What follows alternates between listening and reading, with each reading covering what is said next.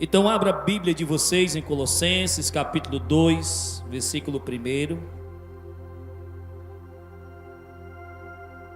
Todo pregador, irmãos, ele fica nervoso ou ele tem aquele receio, aquele gelo, né? Quando vai pregar-se a palavra de Deus. Mas o culto de doutrina, o culto de ensino, a responsabilidade é muito maior. E só sabe disso, irmãos, quem é pastor. O pregador, ele não tem esse sentimento.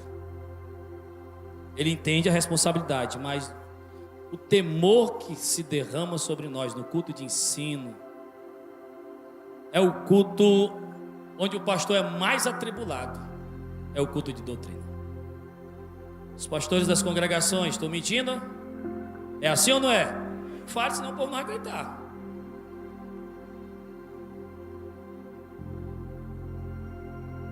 Porque a gente se prepara, jejuma, ora, para que Deus entregue o recado, para que Deus fale, usando, porque não é fácil, irmãos, e principalmente o culto de doutrina, que é o culto do pastor.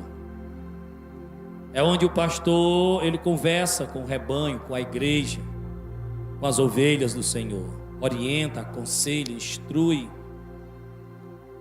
E diante disso, tem que estar coberto de graça, de temor. Até porque, irmãos, o pastor conhece as ovelhas. E às vezes, quando a gente prega uma mensagem, a pessoa deduz que a gente está falando da vida dela. Eu tenho certeza que todos os pastores que estão aqui já passou por esse constrangimento. Depois de um culto, chega alguém e diz: pastor, o senhor falou da minha vida para todo mundo. E na verdade não é falar da vida de todo mundo, irmãos. É expor aquilo que a Bíblia fala com todos nós. E às vezes a gente acha que é só nós que estamos com essa fraqueza, ou falha, ou problema. E na verdade, são muitos. E quando prega-se a palavra, ensina-se a palavra vai de encontro à nossa necessidade. E se naquele dia nós estivermos precisando de correção, ela virá como correção. Se naquele dia o que estamos precisando é de consolo, ela virá o seu coração como consolo.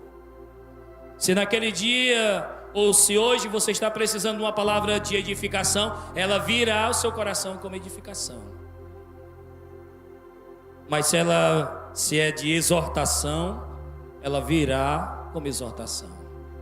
Porque a palavra é a espada do Senhor, que vai de encontro às nossas necessidades para nos poldar, como diz João no capítulo 15, onde nós somos poldados pelo verdadeiro agricultor, que é o nosso Deus, visto que nós estamos enxertados, conectados na videira verdadeira, que é Jesus Cristo.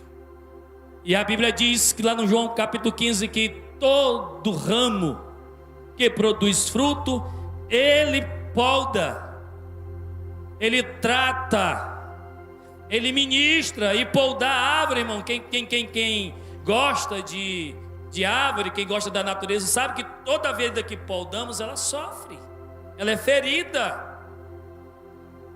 Mas é interessante, depois sara e a sua folhagem fica verde e bela, e se produz bastante fruto, porque é poldada para produzir mais fruto. Então nessa noite, Deus estará nos poldando, nos tratando, para que a gente produza mais frutos. O mês passado o nosso pastor pregou, o pastor Carlinhos pregou 4 terça-feiras sobre perdão, algumas doutrinas falando sobre santificação, sobre vida de oração, sobre vida devocional. E eu posso concluir de tudo que nós temos ouvido nesses últimos meses, é que a gente precisa permanecer firmes naquilo que a gente está sendo instruído, ensinados. E é por essa razão que quero meditar com os irmãos aqui em Colossenses, no capítulo 2.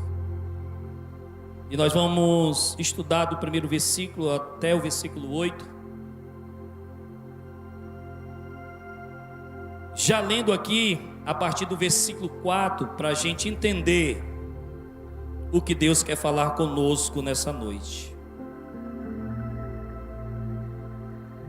No versículo 4 a Bíblia diz assim: digo isto, para que ninguém vos engane com palavras persuasivas. Repita comigo: para que ninguém vos engane. Meus irmãos, está relato na história, isso é um relato na história da igreja. Toda a vida a igreja foi perseguida. Todavia, Satanás levantou hereges, homens com pele de ovelhas, mas seu interior de lobo, para se infiltrar no rebanho de Deus e trazer falsos ensinos, o que nós comumente chamamos de heresias, e que pode ser definida como falsas doutrinas, falsos ensinos.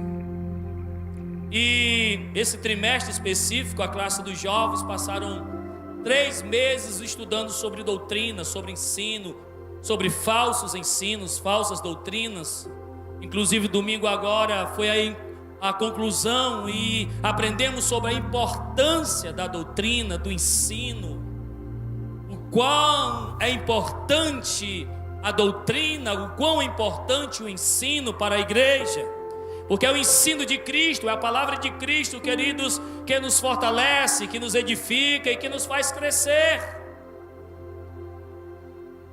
O louvor, a adoração é um elemento que faz parte da vida devocional do cristão, mas o que firma os pés e a caminhada do crente também é a oração e a leitura e meditação e obediência da palavra. Então eu digo que é a tríplice, o básico, os 3 fundamentos, 3 pilares para se sustentar na fé. Qual é? Orar e jejuar, ler Bíblia, meditar e viver a palavra, e adorar a Deus. Porque Jesus diz lá em Mateus: para que o mundo vejam a vossa luz e glorifique o Pai por causa das vossas obras.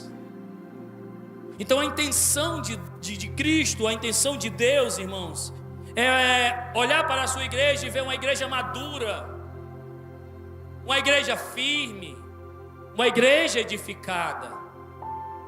Deus não quer olhar para nós e olharmos e ver uma turma de meninos levado por qualquer vento de doutrina.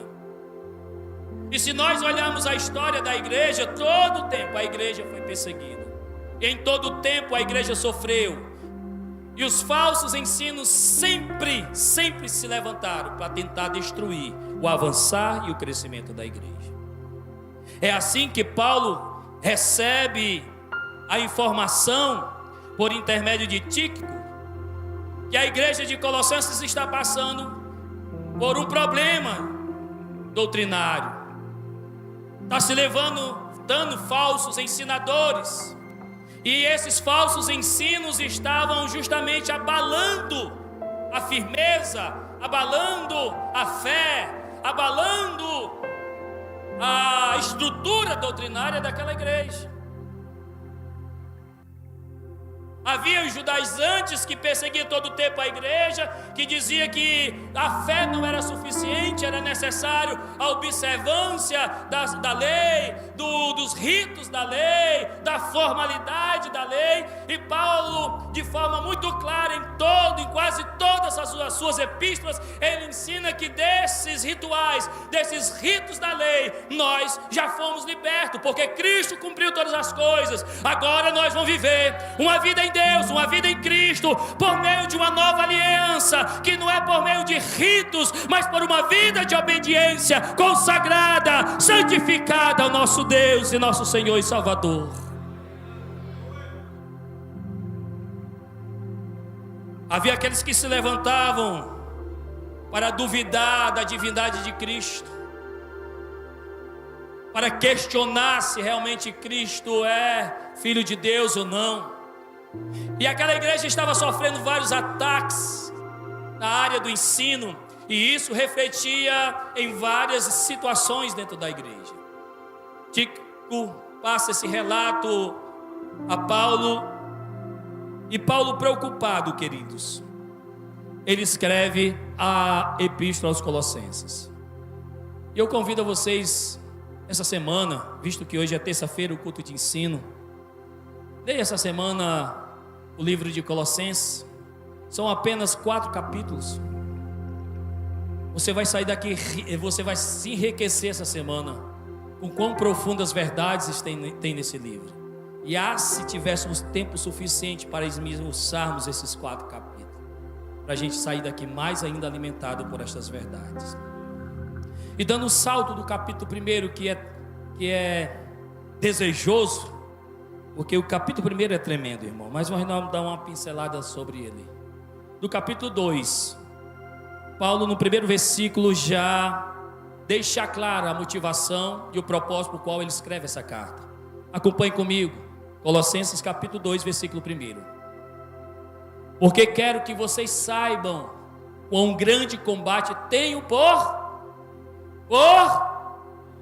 e pelos que estão em Laodiceia, e por quantos não viram o meu rosto em carne. Paulo está dizendo: meus irmãos, eu quero que vocês compreendam quão grande eu tenho combatido, com grandes batalhas, guerra tenho combatido por vós, em favor de vós, mas não somente de vós, mas também dos irmãos que estão na Laodiceia, como também todos aqueles que não me viram pessoalmente. Paulo está declarando aqui, irmãos, expressando o seu esforço para edificar a igreja, mas edificar em crer, e num fundamento que lá em Coríntios já diz que não pode se fundamentar em outro a não ser Cristo.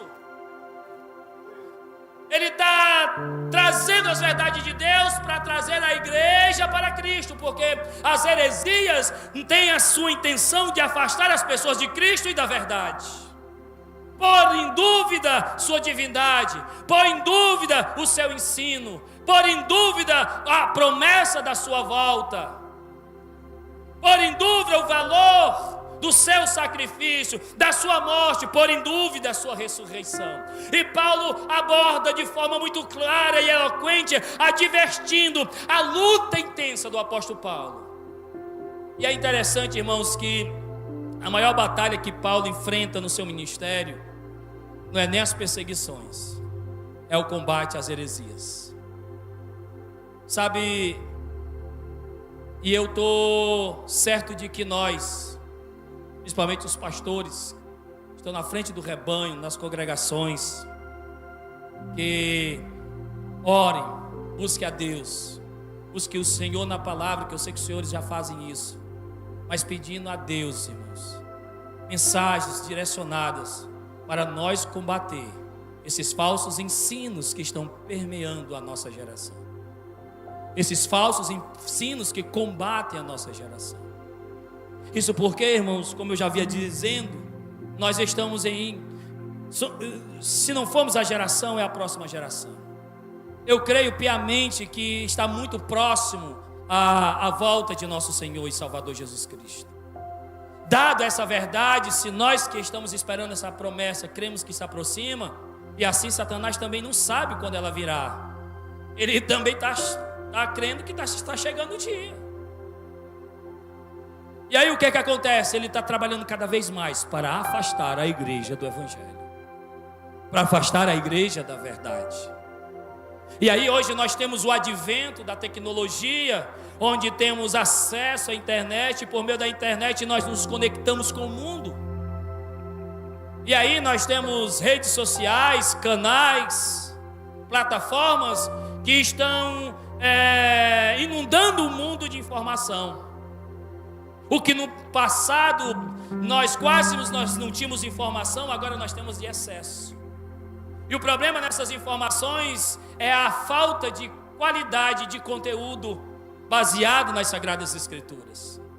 Porque meus irmãos, na década de 90 para a década a primeira década do século 21, quando eu aceitei Jesus, tinha pregadores que eu ouvia, meus irmãos, inclusive eu tenho alguns livros deles lá em casa, e quando eu ouvia as mensagens desses homens eu chorava, de impacto, de confronto, de pregadores que pregavam a palavra que ardia na alma, e hoje estão nas redes sociais, desconstruindo tudo que pregaram na década de 90. Como está transmitido, eu não vou citar nomes. Esses dias alguém colocou em um dos grupos aí, um pregador famoso, isso, de tanta decisões erradas, de tanta coisa insensata, para sobreviver está vendendo uns peitinhos aqui em Fortaleza. Pregador de grandes congressos, vendendo churrasco aqui nas praias de Fortaleza. E o que é que acontece? Nós precisamos ter cuidado com aquilo que nós estamos ouvindo, irmãos. E se temos esse perigo de sermos enganados, se corremos o perigo de sermos seduzidos pela mentira ou pelas falsas doutrinas, a primeira coisa que eu preciso fazer para permanecer firme em Jesus diante de tantos ataques é se blindar dos falsos ensinos. Repita comigo: se blindar dos falsos ensinos. Olha o que aqui diz o versículo 8 que nós lemos: tende cuidado para que ninguém faça sua presa. Por meio de que, irmãos? Repita comigo: filosofias e vãs sutilezas, que segundo tradição dos homens, segundo os rudimentos de quê? Do mundo, e não segundo a Cristo. Olha que advertência o apóstolo Paulo está dando a essa igreja, e não é diferente conosco. Ele está dizendo: meus irmãos, tenham cuidado para que ninguém vos engane. Tenham cuidado para que ninguém faça de você uma presa. O que é que diz Jesus em João 8,32, se não me falha a memória? Se eu tivesse a memória do pastor Carlinhos. João 8,32, se não me falha a memória, diz: conheçam a verdade e a verdade vos libertará. Guarde seu coração com a palavra. Guarde a sua mente com a palavra. Ame a palavra, medite na palavra de dia e de noite, mergulhe, estude, analise, investigue, viva a palavra. E a maior desgraça que pode existir, desgraça no sentido de não graça, de abandono da graça, e a maior desgraça, meus irmãos, que pode existir na vida de um cristão, é ele querer pregar a palavra e não ter comunhão com a palavra. É ele querer ensinar a palavra e não ter amor à palavra. É ele querer evangelizar a palavra, ou evangelizar com a palavra e não ter vida com a palavra. Paulo está exortando que ninguém vos engane. Então como é que podemos nos guardar do engano? Abra Mateus 7,15, por favor, querido. Olha lá, Juninho, isso. Acautelai-vos, porém, dos falsos profetas que vêm até vós vestidos de ovelhas, mas interiormente são lobos devoradores. Meus irmãos, o que tem de confusão aí, de falso ensino, de heresia.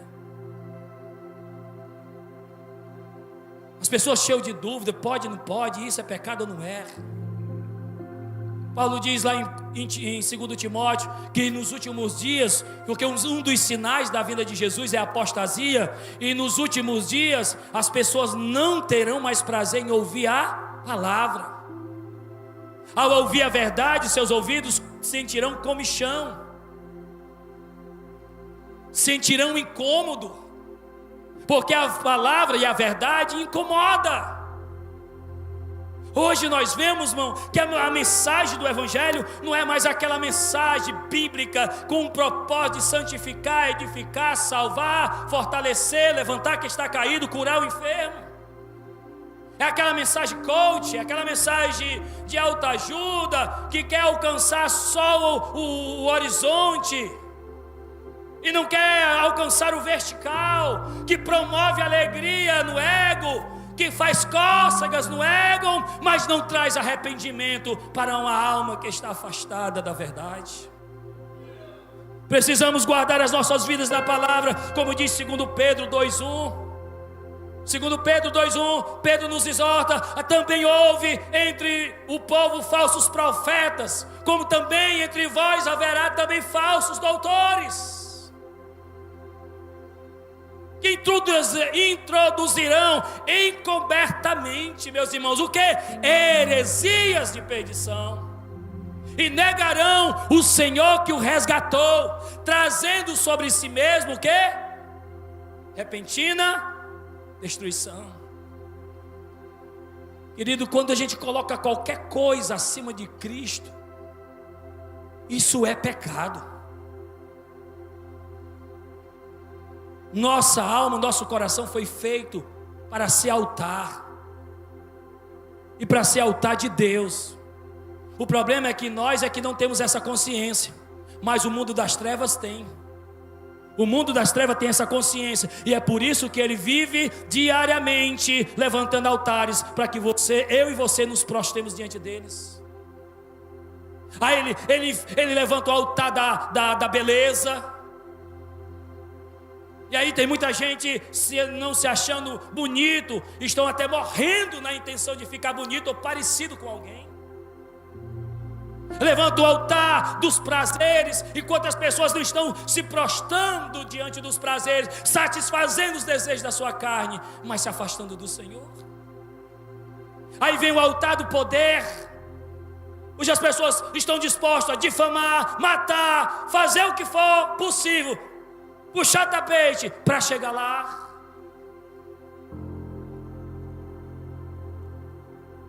Tem ainda aqueles altar do dinheiro, irmãos. E a Bíblia diz que o amor ao dinheiro é a raiz de todos os males.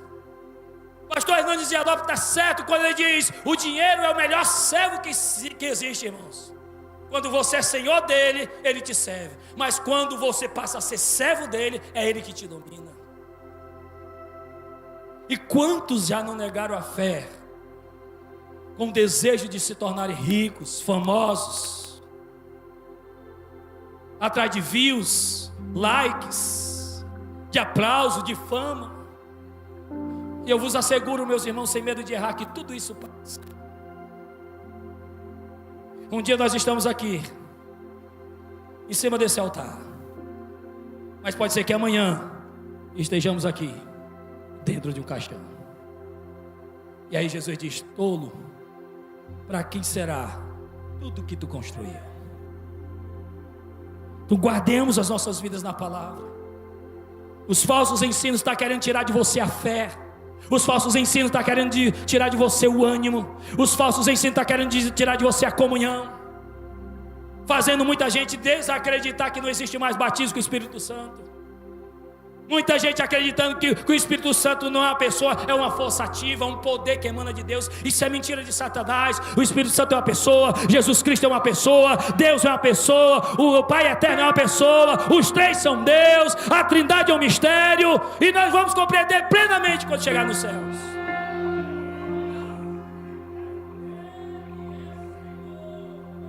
Ele ainda cura, Ele ainda salva, Ele batiza com o Espírito Santo, Ele é Deus, irmãos. Então, para nós permanecermos firmes, para nós permanecermos inabaláveis, nós precisamos nos fundamentar na palavra. É assim que Jesus disse que aquele que ouve as minhas palavras e põe em prática é semelhante a um homem que construiu a sua casa sobre a rocha. Veio os ventos, veio a água, deu de ímpeto contra aquela casa, mas ela não caiu. Em que você está firmado? Qual é o seu fundamento? Se você não está lendo a palavra, peça perdão a Jesus hoje e volte a ler as Escrituras, meu irmão. Como é que a gente tem tanto tempo para gastar com isso aqui, irmãos? Tem pessoas que viram a noite nisso aqui.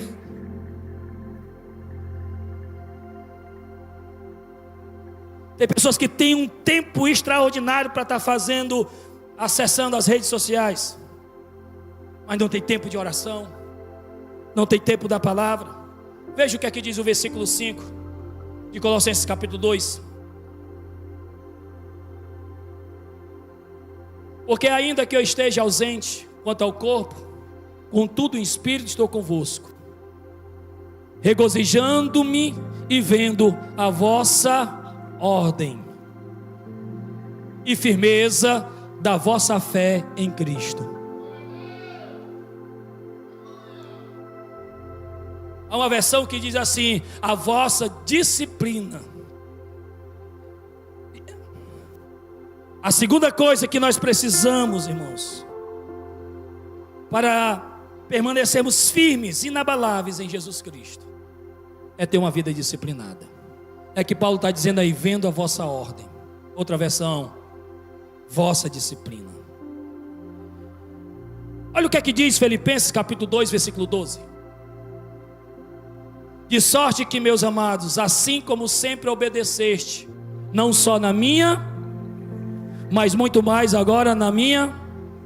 O que é que faz a disciplina? Quando fala de disciplina na Assembleia de Deus, irmãos, o povo se arrupeia todinho, igual gato quando vê água. Porque o entendimento que a maioria de nós tem, que disciplina é a punição quando a pessoa desobedece, quebra o princípio, peca. Mas a palavra disciplina, irmãos, é colocar em ordem. A palavra disciplina significa colocar a nossa vida ou algo em ordem. É você estar rigorosamente firmado em algo. A exemplo, um atleta é extremamente disciplinado. Tem atletas aqui, e quando estava na ativa, não podia comer isso, não podia fazer isso, não podia fazer aquilo. Isso é o quê? Disciplina. É manter-se o controle. É ter domínio próprio. Paulo está dizendo aqui, olha que interessante, irmãos. Vocês são crentes tão disciplinados, filipenses, que eu, o pastor, não estou presente, mas vocês continuam sendo fiel. Que o vosso pai não está presente, mas você, moça e rapaz, continua sendo fiel ao seu pai e à sua mãe. Seu marido não está presente, mas a mulher continua fiel ao marido. A mulher não está presente, mas o homem, o marido, continua fiel a ela, porque ele é disciplinado. Ele tem controle, ele bota em subjugo a sua vontade, para fazer a vontade daquele que nos chamou. Paulo está nos dando uma lição extraordinária, irmãos, que para nós permanecer firmes, eu e você precisamos ter uma vida disciplinada, de autocontrole, de obedecer, não é só na presença da igreja, que obedecer não é só na frente dos pastores, que nós temos que ter ser obediente, é quando quando José recebeu, irmão, não tinha nenhum dos pais, a mãe já tinha morrido. Ele estava no Egito, o pai estava em Canaã, os irmãos, nenhum, pastor, nenhum, não tinha ninguém que conhecia, nem sabia de que povo era. Só estava quem? José e a mulher de Potifar, abandonado pelos irmãos, de filho amado e querido pelo pai, agora é escravo no Egito. E aí eu tenho até uma mensagem, o pastor Otávio me conheceu pregando essa mensagem, lá na igreja que o pastor João Mota dirigia, ali quase em frente daquela pracinha aqui. Foi a primeira congregação, né? Que era um ponto alugado na esquina. Fui pregar lá no culto de jovem, isso lá talvez 2005, 2004, 2003. E o pastor Otávio me viu pregando essa mensagem, as 7 frustrações de José. Irmão, José tinha todas as desculpas para pecar naquele dia. Todas as desculpas. Não tenho mais mãe, estou distante da minha família, meus irmãos me odeiam, de Senhor agora eu passo a ser escravo.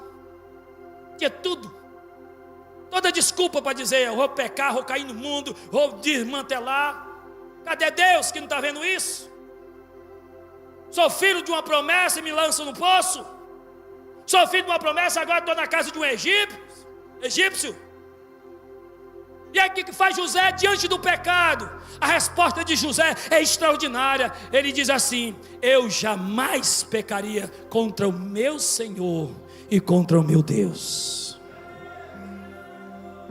Eu jamais desonraria meu Senhor e pecaria contra o meu Deus. Para nós permanecer firme na presença de Jesus, a gente precisa do Espírito Santo. A gente precisa andar no Espírito, porque é isso que Paulo nos ensina: andai no Espírito e não satisfazeis o desejo da vossa carne. É uma vida de comunhão com Deus, é uma vida de intimidade com Deus, é andar abraçado com Deus. Porque se você anda na rua é tentado, se você vai para o trabalho é tentado, aonde você estiver é tentado, irmãos. O diabo quer lhe tirar do sério, Satanás quer lhe tirar do caminho, Satanás quer tirar você da comunhão com Deus, Satanás quer lhe derrotar, lhe destruir. Fica firme, meu irmão. Se Deus está colocando essa palavra no meu coração nessa noite, é porque tem pessoas aqui que estão cochilando em dois pensamentos. Talvez a batalha tenha sido tão grande, a luta tão grande, as aflições, as dores, as lágrimas, a angústia, que está dizendo: eu não aguento mais. Aguenta sim. Só quem conhece os teus limites é o Senhor que te criou. Só quem sabe o que você suporta e o tanto quanto você aguenta é o Senhor que te criou. Fica firme. Como disse um irmão, falou comigo nesta noite: depois de uma grande batalha sempre vem uma grande vitória. Não se abale, não negue Jesus, não se afaste de Jesus. Tenha uma vida disciplinada, disciplinada na oração. Quer ser, irmão, quer aprender a disciplina? Jejum. Jejum. Começa a jejuar para você ver como você aprende a disciplina. É impressionante como você aprende o domínio próprio jejuando. Você tem autocontrole. O Espírito Santo vai te dando uma vida disciplinada. Olha o que é que Gálatas 5,16 é aquilo que eu disse, né? Andai em espírito e não satisfareis os desejos da vossa carne, ou não cumprireis as concupiscências da carne. Nós precisamos, para permanecer firmes em Jesus, uma vida disciplinada. Terceiro, viver uma vida segundo o padrão de nosso Senhor e Salvador Jesus Cristo. Agora vejamos que padrão é esse. No versículo 6. Como pois recebeste o Senhor Jesus Cristo, assim também andai nele. Repita comigo: assim como nós recebemos Jesus Cristo, assim devemos andar. A terceira coisa que podemos fazer ou devemos fazer para permanecermos inabaláveis em Jesus, irmãos, é seguir o exemplo de Jesus. É andar como Ele andou. É como diz a palavra lá na epístola, não sei se não lembro se é João ou se é Pedro, que ele diz assim: aquele que diz que é dele deve andar assim como Ele andou. Quando Jesus era caluniado, Ele não caluniava. Quando Jesus era ofendido, Ele não ofendia. Quando batiam em Jesus, Jesus não revidava. Quando mentiam, Jesus falava a verdade. Quando se negava a ajudar, Jesus ajudava. Quando as pessoas escolhiam odiar, Jesus amava. Jesus sentou com os ricos, assim como sentou com os pobres, os humildes. Assim como Ele esperou Zaqueu, um grande funcionário público, descer para ir à sua casa, Ele é o mesmo que parou e esperou trazer o Bartimeu, mendigo, à beira do caminho. O mesmo que sentou na casa de Simão, príncipe dos judeus, homem de boa condição, ou que se hospedava na casa de Lázaro, irmão de Marta e Maria, uma família boa em condição financeira. Ele é o mesmo que sentou à beira do poço, para esperar uma mulher moralmente caída,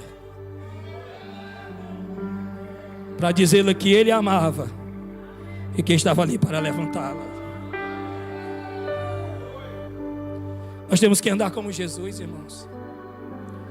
Até quando vamos continuar nos ferindo uns aos outros?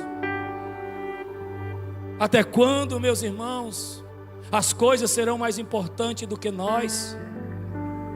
Até quando vamos dar mais valor às coisas do que um ao outro?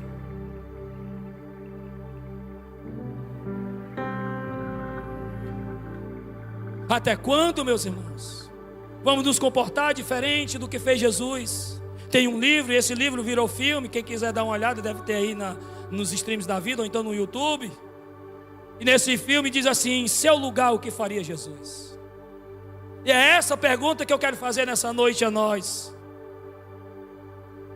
Nas decisões que eu e você, o que nós estamos tomando, se fosse Jesus no nosso lugar, faria o mesmo? Tomaria as mesmas atitudes, falaria as mesmas coisas, agiria da mesma forma? Será que se Jesus estivesse no seu lugar, era assim que ele estava se comportando? Será que se Jesus estivesse no meu lugar, era assim que ele agiria?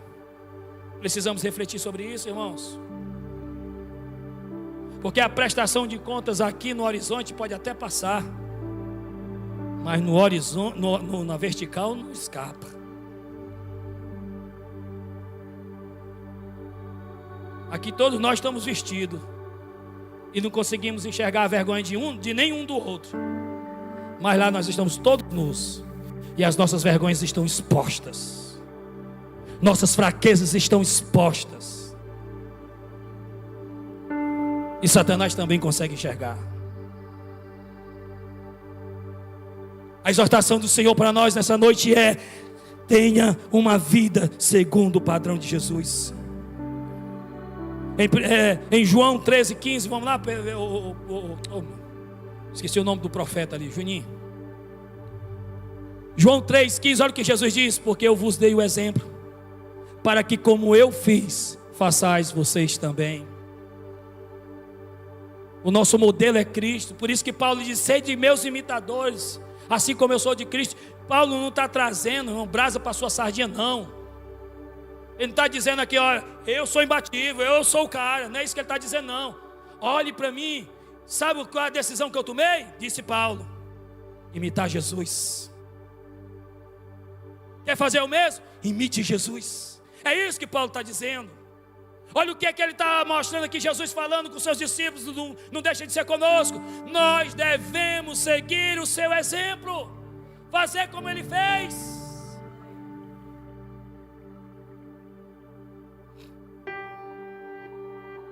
Olha o que é que diz 1 Pedro 2:21. Porque para isso sois chamados.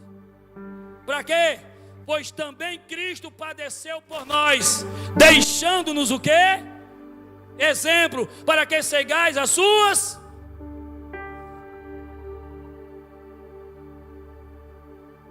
Quando eu era novo convertido,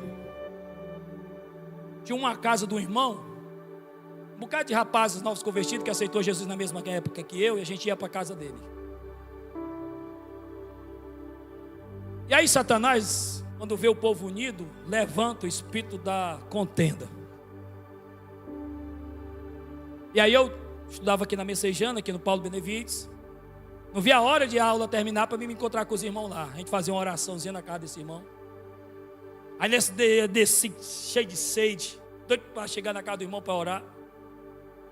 Quando cheguei lá, o irmão estava valente que só uma cascavel. Olha, irmão, sua sede, diga aquele fulano de tal. Vou falar porque é culto, né? Ainda está nas redes sociais. Fulano de tal, tal e tal e tal e tal. Ele estava falando do meu presidente de jovens. Mas falou, mas bateu. E eu ouvi tudinho, irmão. Não disse uma palavra. Quando eu terminei, eu disse: irmão fulano, a paz do Senhor. Fui para casa. Eu chorei dentro do banheiro. Lá em casa só era 3 vãos, casa dos meus pais: a sala, o quarto e a cozinha. E aí eu orava no banheiro, porque se a minha mãe visse eu chorando, ela ia dizer: nunca vou ser crente. Meu filho entrou na igreja só aí chorando. Eu me trancava no banheiro e passei um tempo lá em lágrimas e chorando. E eu disse: Jesus, o que é que eu faço? E essa é da palavra mais difícil que eu escuto de Jesus, é a que ele mais fala comigo. Ele disse: fica calado. Fica calado. Até hoje, esse obreiro nunca soube de que eu passei isso por ele. Nem ele nunca soube o que aquele irmão disse a respeito dele. Aí depois eu lendo Provérbios, novo convertido, eu entendi o que era. Porque nós, servos de Deus, somos agente de pacificação, não agente de Satanás para levantar contenda entre os irmãos.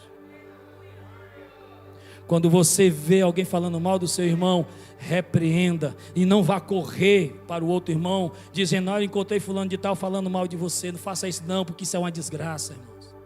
Você vai gerar contenda, causar inimizades e feridas, e às vezes feridas que passam anos e anos para poderem ser sarados. Se você não tem estrutura para suportar, faça que nem eu. Se tranque no banheiro, no quarto, aonde você tiver intimidade com Deus, se tranque lá e chore. Jogue nos pés de Jesus, que Ele pisa, esmiuça, dá fim e consola a sua alma.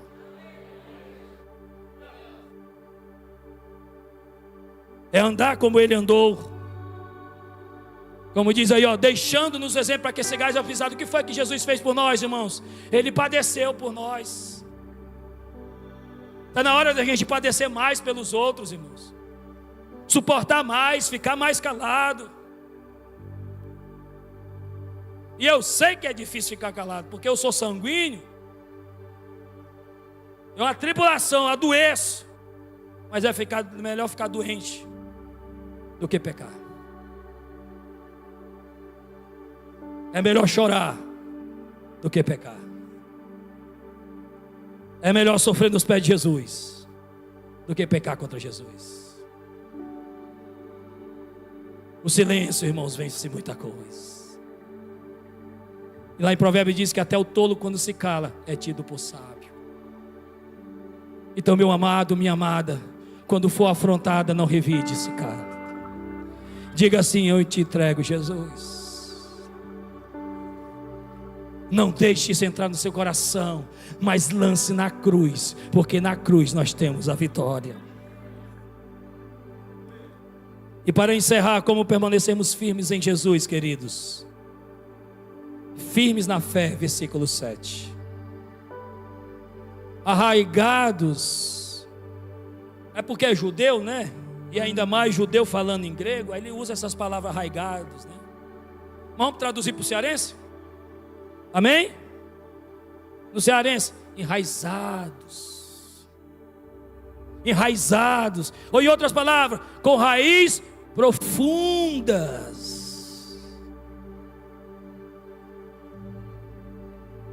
Lá em casa, no meu quintalzinho, eu sou doido por fruta, árvore, né? E aí plantei um pé de cajueiro, me deram um pezinho de cajueiro. E eu, com pena de matar o bichinho, eu botei no quintal lá de casa. Mas aí a minha mãezinha partiu para a eternidade, eu tinha que construir uma casa no quintal para minha tia, que era que a minha mãe cuidava dela. E aí, irmão, foi uma tribulação para me mandar arrancar esse cajueiro. O bichinho estava dessa altura, bonitinho. E era precoce, eu doido para comer os cajus e tomar o suco. Ia comer a castanha assada. Mas tive que mandar arrancar. E se tivesse aparecido um homem de coragem, eu tinha botado ele dentro de um caminhão para enterrar lá, para plantar lá no meu sogro. Mas não apareceu e nem fui atrás. Aí quando eu chamei o irmão para cortar lá, aí o Danilo estava lá. Aí quem ficou testemunho a tragédia do meu cajueirinho. O Danilo construiu a casa, pastor Danilo. E aí, qual é o nome dele? Chicão, não foi Chicão? Chicão começou a cortar. Eu cheguei no final do expediente, quando eu olhei um buraco mais medando do mundo. E o Chicão disse: pastor, quase que eu não arranco. O cajueiro era desse tamanhozinho. Sabe o que é isso, irmão? É pequenininho, mas a raiz é profunda. Quanto mais pequeno, mais a raiz é profunda. Quanto mais humilde, mais a raiz é profunda. Quanto mais de joelho, mais a raiz é profunda. Quanto mais ama Jesus, mais a raiz é profunda. Quanto mais obedece, mais a raiz é profunda. Quanto mais se humilha na presença dos, mais a raiz é profunda. Ele vai diminuindo, mas a raiz vai crescendo. Porque o que Jesus quer ver em mim, você não é copa frondosa, quer ver em mim você frutos e raiz profunda. Sabe por que com a palmeira, ou um caju, uma palmeira, ou um coqueiro, você vê aquele, você chega às vezes na beirada de uma praia, um coqueiro lá de cima, só não falta conseguir. O vento vem, balança para lá e para cá e não cai. Raiz profunda. O que eu e você estão precisando é crescer as nossas raízes. Agora o que é interessante, só fica firme se crescer para baixo onde ninguém vê. Porque se cresce, irmãos, é sozinho na presença de Jesus, orando no quarto, jejuando. Se cresce em oculto, em secreto com o Papai do céu. A Bíblia está dizendo, irmãos, que nós precisamos ser arraigados. Nós temos raízes profundas. E sabe o que mais? Cadê o presbítero Ivan? Já chegou? Meu filho? Ah, está chegando ali. Pode vir, meu filho. Vem para cá. Aí ele diz aqui, ó. Edificados em quem, irmãos? E já estão querendo ir para casa? Agora que eu comecei a pregar. Vamos lá. Edificados em quem? Edificado em quem, meus irmãos? Quem é nele? Então vamos lá dizer em Jesus. 1, 2, 3. Edificados em... E confirmados o quê? Na fé. Não deixe. Eu acho que Eliezer Rosa, que cantava, ou é que canta, eu acho, não sei se já partiu para o Senhor. Já partiu? Então ele cantava dizendo: se você perdeu tudo na vida, menos a fé, você não perdeu nada. Repita comigo: se você perder tudo na vida. Oh meu Deus, hoje pastor Carlinhos só tem que vir terça-feira, que não dá certo não, eu. Vamos lá. Se você perder tudo na vida e não perder a fé, você não perdeu nada. Seja firme na fé. Ame Jesus. Não permita que nada lhe tire da presença de Jesus. Não é enfermidade, não é o desemprego, não é a luta, não é a tentação, não é a aflição, não é a acusação. Nada. Fica firme. Abraça, agarra Jesus. Esteja nos pés de Jesus. 1 Coríntios 16:13, para nós terminar, filho. 1 Coríntios 16:13. Vigiais e estais firmes na fé. Portai-vos varonilmente e fortalecei-os. Se porte como um bom soldado de Cristo. Não desista. Gálatas capítulo 5, versículo 1. Estais, pois, firmes na liberdade que Cristo vos libertou. Não torneis a meter-se debaixo do jugo da servidão. Jesus a libertou, meu irmão. Agora você quer voltar para trás, para o passado? Deitar na lama de que você saiu? Voltar à escravidão de que Jesus libertou? Vamos permanecer firme em Jesus? Olha o que aqui diz, para nós encerrar, 2 Tessalonicenses capítulo 2, versículo 15.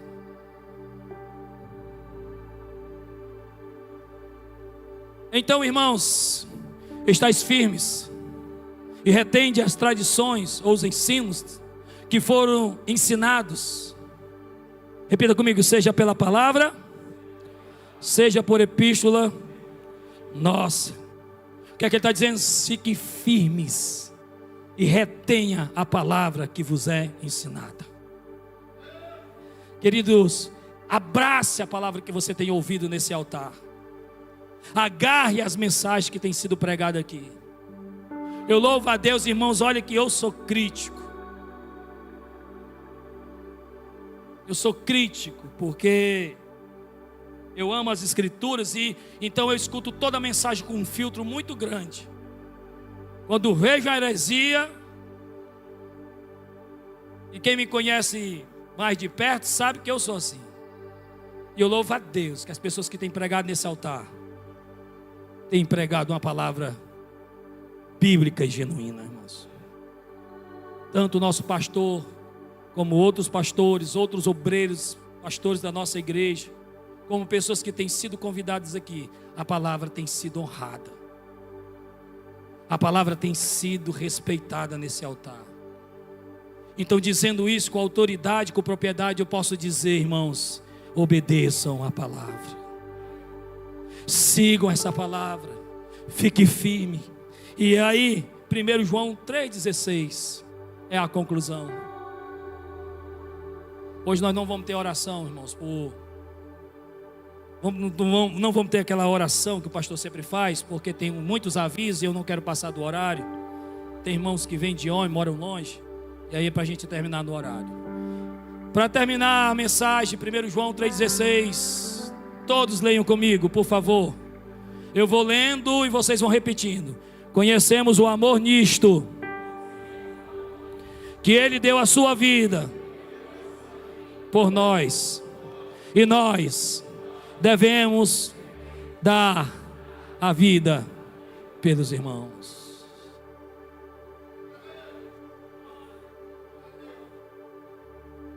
Vamos dar, irmãos, a vida pelos irmãos?